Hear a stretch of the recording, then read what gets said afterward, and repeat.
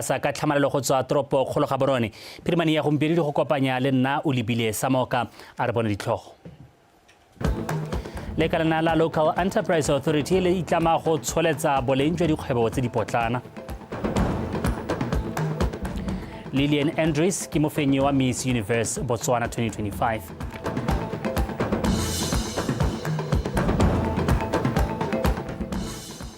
Mo go tsa metshameko setlhopha sa Matebejana se kwadisa phenyo ya ntlha mo lekeng ya Kweneng Regional Football Association Division 1. Yo e leng Tebogang Sebetlela o tla re neela tsa metshameko ga re ntse re tsweletse tshepiso sekolo o ranola ka puo ya diatla o tshong ka mogela a bodi amogele pego ntlha re mo palamente wa kgaolo ya Phalape re o nneetse Ramogapi o tlhaloseditse morafe mo phuthegong ya kgotla fa go tlhomiwa ga kgotla ya molao motheo mo legatsheng leno go tla netefatsa gore ditshwanelo tsa batho di a sireletsega. Ramogapi o buile se jaaka na le kudisa banni ba Phalape ka tse di dumelaneng kwa palamenteng e se tswang go wela a rutlwe pego ga Gabriel Mereki.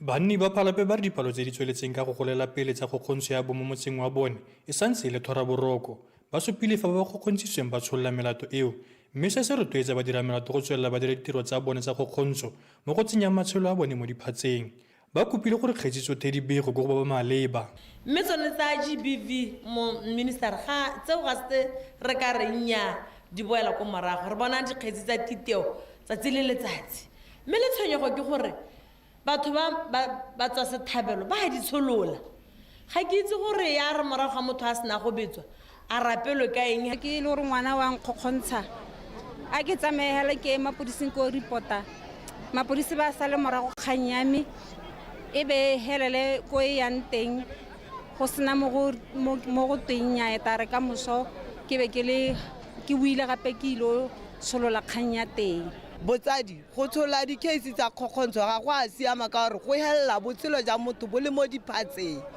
ne ke le rotloetsa gore le emise go tsholla di-case tsa kgokgontsho. Mopalamento wa kgaolo re o nnetse Ramogapi o ba boleletse gore go simoloswe kgotla ditsheko tsa ditshwanelo e tla netefatsang gore ditshwanelo tsa bone di sirelediwa ka botalo. Le letona le le bitswang gote ke Constitutional Court ka gore ga leyo mo lehatsheng la rona gore ha batho ba ka nna le mathata a gore nna ditshwanelo tsa me di a gatekiwa a gona kwa ba ka yang teng mme Constitutional Court molao o hitile go latlela tharo le gonyana mookamedi wa tsa bosekisi mo Phalape mme ke bonye mabopiwa a re ga ba rotloetse gore ba ba kgokgontshitsweng ba tsholole melato ya bone mme ba netefatsa gore melato ya kgokgontsho ya bong ya sekiwa. GBV ga re letlole gore re ka di tsholola ko makgotlatshekelo DPP o tse re tshotswa gore ga e le gore mongwe re go batla gore kganya go nna le se ka tswelela ko lekgoteng re mo kwalele e be nna ena a re letlelelang gore nyamme kganya go nna le ka tsholola o tla ba lebeletse sone statement sa ga mongongoregi gore mongongoregi a re batla gore a tsholole kgang borukuti jo bongwe jo bo mo go rona gape ba gaetsho ke ja thubetso re ke le ra thaselwa ka ga bolotsane ka ga khurumela go thubetswa basadi bagolo ba gaetsho ba botandabala mme nka ruruhatsa gore re ne ra tshwara basimane ba le babedi. Setšhaba se kopile go ntsha matlho dikgapeme ba nne ba le podimatseba go ka pega ditiragalo dipe tsa borukhuti tse ba di bonang mo motseng wa bone. Gabriel Mereki, PTV News, Phalape. Lekalana la Local Enterprise Authority le a le ikaelela go tsholetsa boleng le seabe sa mahama wa dikgwebo tse di potlana ka seelo sa 4% mo itsholelong ya lefatshe. Monongwaga mahama wa dikgwebo tse di potlana o tsentse 2.7 billion mo sekgwameng sa madi a setšhaba go tsweng kwa go 1.4 billion mme se go kaiwa se papamatsa bokgoni jwa mahama o. Mo go lona lekalana la le ya Fana ke lebogile o buile se kwa ditshupong tse di setswang go wela mono Gaborone ke letlele se somo le kae wa pega. Lekalana la le lefileng maikarabelo a go thusa dikgwebo tse di potlana le ikaelela go tla ka mananeo a farologaneng go thusa maitlamo a ba ipeeleng pele a go oketsa seabe sa mahama o mo itsholelong ya lefatshe ka 4%. Maitlamo a tla akaretsa gape go kopanya bagwebi le makgotla a mafatshe a mangwe a thusang bagwebi ka dithuso tsa madi. This contribution would need us to work agile, fast and with Gone jaana re ikaelela go oketsa seabe sa dikgwebo tse di potlana mo itsholelong ya lefatshe ka 4% ka ngwaga wa 2026 se se a go tlhoka gore re bereke ka bonako re na le mananeo a ntshang maduo re setse re simolotse go dira jalo re na le bagwebi ba ba potlana ba le 1700 ba mo ngwageng ono wa madi ba tsentseng mo itsholelong madi a tshwarang 2.7 billion. SMMEs who have contributed 2.7 billion. Mme jaanong ka go lemoga dikgwetlho tsa madi tsa bagwebi ba ba botlana lekalana leo le itlamile go tswelela le thusa bagwebi go nna karolo ya ditshupo ngwaga le ngwaga go atolosa dikgwebo tsa bone. Re na le the Moana powder, re na le the Moana coffee, re na le the Moana oil. Re ikemetse ka bonosi ebile re dira bontle hela thata se ke ka gore re dira ka nata and our products are very organic. Re dira go sena metswako e pehela. Moana ke nngwe ya maungo a ileng gore are very seasonal in the country. So we try as much as we can gore re gather Moana o ileng gore o ka re goga ngwaga otlhe. Have export market go Mozambique, go Maputo. So there we have the Puma filling stations and the Gulp filling stations. And we'll be venturing into Kenya. That will be early next year. Now we supply Air Botswana, of which a lot of clients from Air Botswana we get a lot of inquiries ka di products from them. Mo ileng gore go re bontse gore there's a potential gore re dintsetse ka kontla ka Botswana di customer di ka nna teng. So we are looking at getting all the paperwork done tse le gore they'll make us ready to export. Mono ngwaga Mahama wa dikgwebo tse di potlana go bolela o kgonne go thama ditiro di feta 2000 mme jaanong Mahama o ipaa seitlamo se sešwa pele gore ba tla thama ditiro di le 5000 go simolola ka 2026. Ke letleletswe Somolekae, Botswana Television, Gaborone. Mothusatona wa lephata la metsi le bonno re motsamai a re ke maikarabelo a puso go bona gore thobo ya balemi e rekwa ka tlhatlhwa tse di nametsang ka se se ka ba tiisa moko le go rotloetsa boleng jwa temo ga mmogo le go thusa go tlhabolola matshelo a bone. Re motsamai o ile se kwa motseng wa Kokong mo kgaolong ya borwa jaaka gone go ipelela moletlo wa dikgafela a rutlwe Emmanuel Rapoa. Ditšhaba dingwe le dingwe di lemogwa thata ka dingwa tsa tsone go remeletswe mo puong, kopelo le mmino ka pariga mmogo le mefuta ya dijo. Monogae merafe mengwe bo e santse tshegeditse thata dingwa tsa bone ka maikaelelo a go di fetisetsa ko kokomaneng e ko tlase. Mo motseng wa Kokong ga bo go le morafe wa bakgalagadi mme ba phophoma jaana ka boitumelo ba diragatsangwa ya bone go lebogela masego a pula le thobo e tla ba tlamelang ka lobaka. Ke maikaelelo a matona go reme ka dinao re bone gore bone botsadi ha ba sina go nna le ditswatshimong ba bona theko e botoka mo marekisetsong a bobampo. Ka re gompieno go ngwa molapele gore motsadi a ba ntsha mme di kana dinawa e bo ile gore a gore 50 kg ya gagwe ya go rekwa ka matsananyana bo 90 pula. Ke reme ka dinao re bone gore batsadi ba boelwa gore le bone ba ska ba kgobega marapo. Re hana ba gaetsho go tla go ipela la moletlo wa rona wa ngwaga le ngwaga wa dikgafela. Re tshwanetse ra ipelela ngwao ya rona ra itse ko re tswang ebile re ska ra batla gore re phirimetse ko re yang teng. Bana ba rona ra ba ruta mo go tshwanetseng. Moletlo wa dikgafela o tlotlomatsa thata moa wa boipelego go dira dijo tse dintsi. Ke lone le nano le mo gompieno re ka buang ka lone re tlhomameng gore e ka re hala go baneng ba lona la go kopa go tratella le gone gore le be le kgona gore le tratele mme ga re lobe sepe o tla ela le motsadi le motswana o tshwere setlankana sa tshimo a re inagane le dipeo tsa rona tsa batsadi ba rona bogolo jang tsona dinawa tsa rona tsa setswana di dira bontlela thata mo kgaolong ya rona ya kgalagadi. Re tle go ithuta ngwao, re tle go ithuta ditso tsa ko re tswang teng ka lebaka la gone gore bontsi ba dilo bontsi ba sebaka ke gore o dire dilo sentle ke gore o tshwanetse re bo tlhalogantse motlhala wa gore dilo tse di tswa ko kae. go ne ga abelwana gape meila ya Setswana e rotloetsang tshwaragano go emana nokeng le go tlotla thata ya Modimo o tlhokometse morafe wa Kokong ka dinako tse di monate le tse di thata go le lešekere. Emmanuel Rapua, BTV News, Kokong. Banni ba motse wa Tshokwe kwa kgaolong ya Bobirwa ba lela ka letlhoko la ditiro le la amang itsholelo ya motse ba kopile ke monokeng mo maitekong a bona a temothuo jaaka e le nngwe tsela ya go itshetsa. Banni ba buile se kwa phuthegong ya kgotla e neng e tshwere ke moparlamente wa kgaolo ya Madinare re ke Tlhalefile Motshegwa. Mamusi Siska wa bega. Tshokwe motse o na le banni ba le 3500 go ya ka palo batho ya 2022 o itsege ka mmu o dikotla le ngwao e nonogileng. Le fa go ntse jalo motse o le banwe ke letlhoko la ditiro ka palo ya ba ba sa berekeng e kaiwa e feta 35% segolo jang mo bananeng. Bontsi jwa banni ba ikaegile ka temo le go disa leruo. Banni ba kaile gore fa go ka nna le kemonokeng e maleba motse wa Tshokwe o ka simolola go tlhama mebereko le go godisa itsholelo. Gore pipe sa re ka nna go tona e re nako ngwe o iphe nako o te go e bona gore tota e ka re tshedisa re ka ske re lebe temo e re le mangangwe hela e ka re ha re tswa mo temong e yo na le kakanyo ya gore a itirele kgwebo kana a ntshetse dijo a dirise metsi ona ka gore ke dumela gore gompieno di-pipe tsa teng di ka tswa di utule bothoko. Re na le didibatona didiba di teng go na le sediba mo sekolo go na le sediba ka ha tse leng gore ke dumela gore ke tse di epilweng ke puso e hentse le go na le phelo a metsi.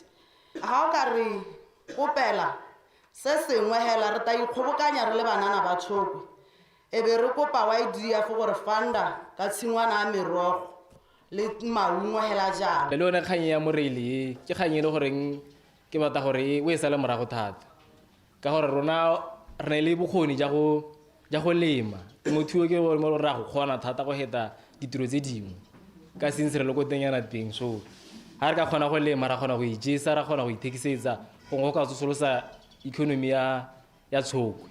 Mme ka metlhale ya khumo e le mentsi motse o setse o kwadisitse trust e ka yone ba tla oketsang ditsela tsa go tlhama mebereko. Ka bo ditouba ke ngwe ya dio tse e leng gore di a re tshwenya thata ka kwano mme ga nke re benefita sepe mo go tsone mme yaanong gompieno re setse re na le trust e leng gore ke dumela gore dio ka bontsi re ta kgona gore re benefite mo motseng wa rona ka yone. Re ta bua le ba metsi le ba temothuo go thotha gore mme mo go ka berekang ke goe re bereka sala morago sone seo mme kgangkgolo ke go bata metsi. Go lwantsha seemo se se kwa godimo sa letlhoko la ditiro banni ba Tshokwe ba supile kgwebo ya bone ya go dira diaparo tsa letlalo e nang le lebaka e sa dire. Kgwebo e jaanong ke nngwe e beilwe mo maitekong a mananeo a a rulaganyeditsweng mo lenaneong la ditlhabololo la bo 12. Fa e simololwa gape e solofela go tlhama ditiro bogolo jang banana ba ba sokolang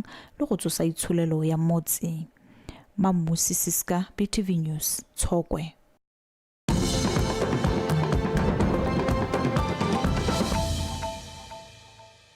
wa tshosantso le bile dikgang tsa Botswana Television a re gatele pele Lillian Andrews wa dingwaga tse di 30 go tsweng kwa Ramotswa ke ene Miss Universe Botswana 2025 a salwa morago ke mme Dabilo Moses le Wango Modise.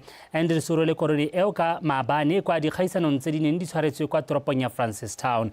E tla re monongwaga ka Ngwanatsele a ye go emela lefatshe la Botswana go dikgaisanong tsa makgaolakgang tsa 74th Miss Universe 2025 kwa Thailand. Ke di bonyele kala ke wa pega peeletso mo makalaneng a tshwana le temothuo ke nngwe ya tse mme Andrews a supileng fa di ka thusa go tsosa itsholelo. Dikgaisano tse di ne di le magareng ga bomme ba le 10 ba ba neng ba emetse dikgaolo ka go farologana go kaya ditso tse di farologaneng tsa lefatshe la Botswana. Botswana's over-reliance on the diamond sector has left other sectors as an untapped market. Investing in sectors like agriculture through innovation practices such as irrigation technology and agro-processing will promote food security, self-sufficiency, reduce... Go beeletsa mo temothuong go ka thusa lefatshe gore le nne le dijo, go fokotsa theko ya dijo kwa ntle. Mme ebile go botlhokwa gore lefatshe le beeletse mo bathong ka go tlhabolola dikitso le tse dingwe. natural-based resource economy to a knowledge-based economy by investing in the brilliance of the minds of its people to promote innovation, skills development, research, and technology. Like every great dream, we encounter challenges, but jaaka toro nngwe le nngwe e tona re kopana le dikgwetlho mme ke kgonne go fenya ke leboga ba Miss Universe le ba tsenelela kgaisano ka nna ba bang kgothaditseng go nna se ke leng sone tsatsi jeno ke ipaakanyeditse go direla lefatshe la gaetsho kwa Thailand ka Ngwanatsele. Country in Thailand in November. Bangwe ba ba tsenelela kgaisano e ba gotse lekalana la Miss Universe go ba fa tshono ya go ithuta le go gola ka gore mmabontle o ne o akaretsa o sa tlhaole ka jana o ne o letla bomme ba ba nang le bana le ba ba nyetsweng go tsenelela dikgaisano. This journey has been so much good to me. It means growth, it means everything good because this has been my very first shot. I haven't done pageantry before. This is my very first. Loeto le ke la melantlha. Loeto le ke lwa melwantlha. Ke motlotlo gore ebe ke kgonne go atlega ka maemo wa. Ke ithutile go le gontsi le fa gone go se bonolo. Resilience. It wasn't hard. It wasn't easy. Me Andries o tla bo a gaisana le ba bangwe ba mafatshe ka go farologana a feta lekgolo mo lefatsheng ka kakaretso. Mono wa dikgaisano e le go supa bontle, ngwao le seabe. Ke di bonye le kalake BTV News, Francistown. Moeteledipele wa lekgotla la One Hole and an Air Call Wedu Tafa o kgwetlhile banana go inaakanya le tiriso ya maranyane a re ke yone mmamma mo nakong eno go ka beeletsa maisolelong e ikaegileng ka bodiragatsi fa bua kwa thutopuisanong ya Young Leaders for Arts and Health Summit mono ga borone maabane Tafa re tiriso ya maranyane e tshwanetse ya nna pinagare mo bananeng go ka tlhabolola megopolo ya go dira le go tokagatsa dikgwebo tsa bone Mojadi Mokibelo wa pega jaaka lehatshe ka bophara le hetogela mo tiriso ya maranyane go ka thabolla itsholelo lehatshe la Botswana le lone le gatetse pele mo go seo ka jana bontsi jwa dipalopalo tsa batho ba lone e le banana mme se e le konokono gore banana ba ba inaakanye le tiriso ya methale mesha ya maranyane mo go hethe itsholelo ya lone. We must also embrace the digital age that we're in. Our youth are not just dreamers. We're talking about re le banana re tshwanetse ra inaakanya le tiriso ya maranyane e leng konokono mo nakong eno ke nako ya gore re eme ka dinao go itepatepanya le tiriso ya maranyane. we have innovators.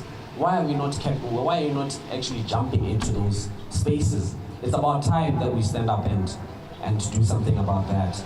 Mo godimo ga mo go tlhaloswa ga go itepatepanya le tiriso ya maranyane e le kgatelopele mo go ka bakanya itsholelo ya lehatshe leno. The goal is maikaelelo magolo a rona re le banana ke go nna le maikarabelo mo go tseng ditshwetso tse di maleba mo go nne le seabe se se bonalang mo itsholelong ya lehatshe la rona. gaps within the market. There was a lack of diversity, mainly because of the kind of go tswa kwa go loe go ka bakanya itsholelo e ntse e le ditorohela mme mo dinakong tsa gompieno re tshelela mo dinakong tse tiriso ya maranyane e di gogang ko pele. of AI, something that we never even thought would be a thing. Thutopuisano e ya Young Leaders for Arts and Health Summit e ne e kopantse baeteledipele le baitsanape ba banana e nnile serala se se tla thusang banana ba go ka anywa megopolo le baitsanape mo megameng ya akaretsa ya itsholelo kgwebo gareng ga e mengwe. Mojadi Mokibelo, Botswana Television, Gaborone. Baratili ba rotloetse ba mmino ba tsweletse ka go tsibogela leso la seopedi se se tumileng sa monogae a tlasa one Athi Molemogi. Bontsi go akarediwa baopedi jaaka ene ba mokaile le motho wa boitseanape jo bo kwa godimo thata jwa go tlhama le go diragatsa dipina le gore lefatshe le latlhegetswe. ATI jaaka na itsegi mo mererong ya mmino o latotswe mosong ono morago ga go robadiwa kwa sepatela. Ona itsagale ka go bua maikutlo a gagwe phatlalatsa le go kgala ditsamaiso tsa sa dumalaneng le tsone. Pego e ntshitsweng ke botsamaisi ba gagwe ebile e phatlaladitswe mo maranyaneng e tlhalosa fa dithulaganyo tsa phitlho di tla phatlaladiwa mo malatsing.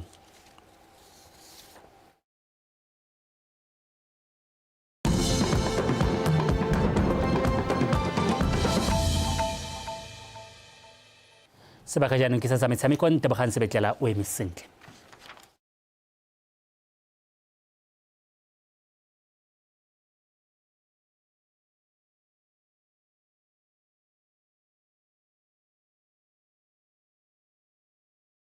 Go ya ka morulaganyi wa kgaisano mme Maungo Tshito, mosola wa lebelo le ke go boa le thusa go ntsha banana mo mebileng le go baga sebaka sa go supa ditalente tsa bone. Lebelo leo la 5 kilometers le ne le kgaogantswe ka dingwaga tsa batabogi go simolola ka la 1 kilometer, 3.5 kilometers le la 5 kilometers. Lebelo le ne le ngokile batabogi ba ka tshwara 200 go balelwa le ba ba tswang mo mahatsheng a mabapi. We have actually 5 categories, including kids living with disabilities. They were running any distance that they want, but our maximum distance was 5 kilometers. We see our marathon growing, and we are planning to do it annually, like any other marathons, but based in Chobe. And so far, we have attracted the people from different nations. We have Zambians participating in our marathon. We have Zimbabweans participating in our marathon, and we also have South Africans that participate in our marathon. And our aim is to attract the SADC region and even the world to come and attend the marathon for the kids in the Chobe region, running across the Kazungula Bridge. Boeteledipele jwa kgaolo jwa mabelo a tshwana le a di marathon jaaka le a ka thusa go godisa mogama wa bojanala mo kgaolong, segolobogolo bojanala jwa metshameko ka go ngokela batho mono go ta go ikakolela bojanala le tse dingwe mo kgaolong. Ga o ka lebelela Chobe ka ha ntseng ka tegela, it's a very special area kana zone ka gore dio tsotlhe tse re di bonang tse ha rona re ka concentrate di a go tsholetsega. Mme sports tourism is one of the items tse re di pikileng gore ha batho ba tla kwano ba sa tlela mabelo hela kana metshameko hela ba na le tshono ya gore ha ba hetsa gone kana ra ba ya kae mo di guest house ba ya di game drive ba ya di boat cruising go mo le gona go atologela kae mo bajanaleng kana mo go bao ba ba mo tirelo tsone tsa bojanala tse. Bangwe ba banana ba ba ikgepetseng dietsele ba ne ba ntsha maitemogelo a bone ka lebelo le. My name is Mika. I'm 7 years old. It was very far and we did very good. Yes, my medal, and I'm number 5 and everybody has a good day. Ano kita buka 5 kilometers. Ano lisiamela sinte. Tata teno go iwa khakala.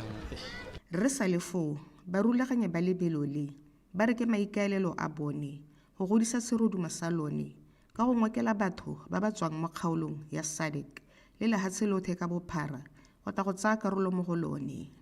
Ke a leboga eole BTV Sport Kazungula. Bao ene le ba ko Kazungula jalo ba tlhalosa fa lebelo le le simolodisitseng ka mafelo ano a beke la Chobe Kids Bridge Run le tsamaile sentle ebile ba ka ya jalo fa ba le dirisa jalo go ruta bana mo go tsa metshameko ebile le gone gore ba ka itshidila mebele ka tsela e ntseng jang.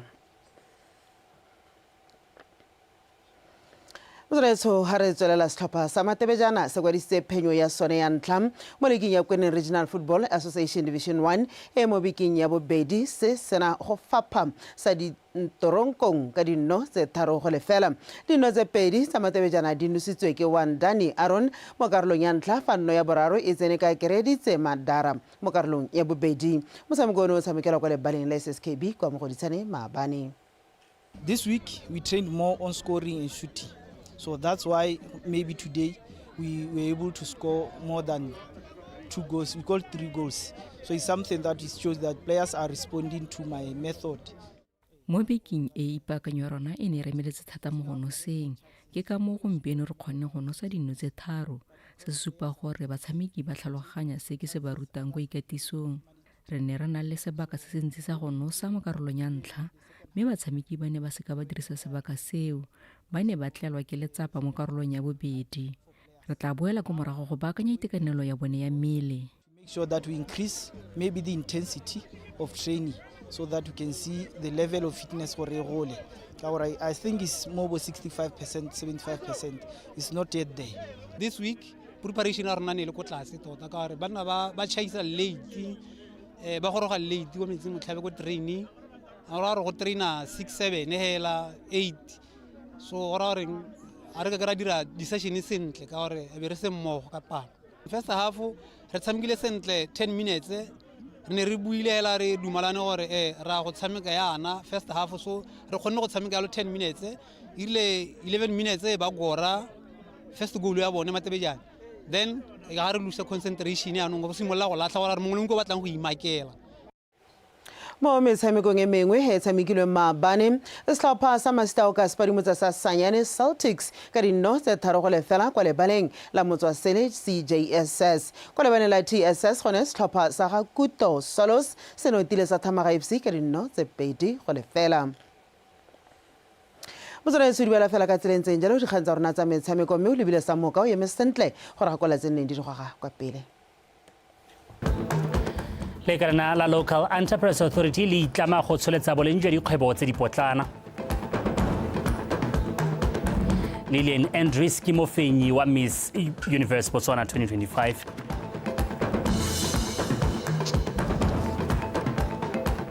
Fa mo za metshameko setlhopha sa Matebejane se kodisa phenyo ya ntlha mo leking ya Kweneng Regional Football Association Division 1. So re di ba khutlo teng fa tsa phirimaneng ya gompieno tsa nako ya bosupa ba tepolwa pi ba latela ka seemo sa bosa thulaganyo ya economic campus e tla bentse latela.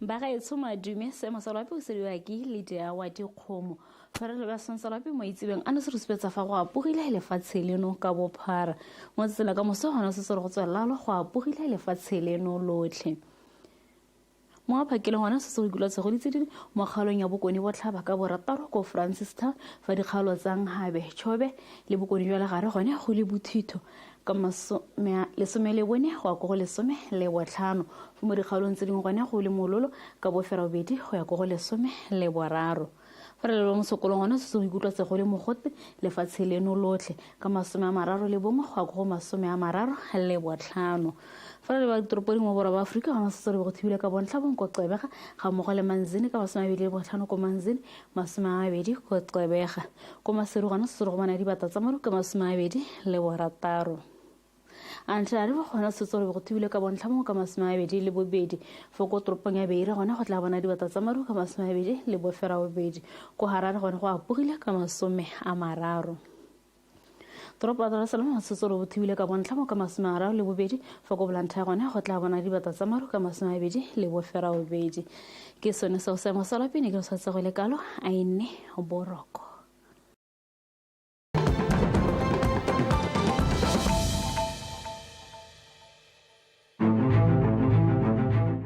Welcome to Botswana Television Studios, where your concept becomes a reality. Looking for the ideal setting to bring your ideas to life? BTV Studios 2 to 4 are available for hire with cutting-edge facilities that meet international standards. Join us on our morning show and news channel for paid interviews that will promote your services and products to a larger audience. And you know, every day that they bring convenience, reliability, and we're here to have a chat with them. Need a venue for your next corporate event? Our events venue is designed to host various events with elegance and efficiency. From seminars to product launches, we've got you covered. Use our advanced radio and podcast studio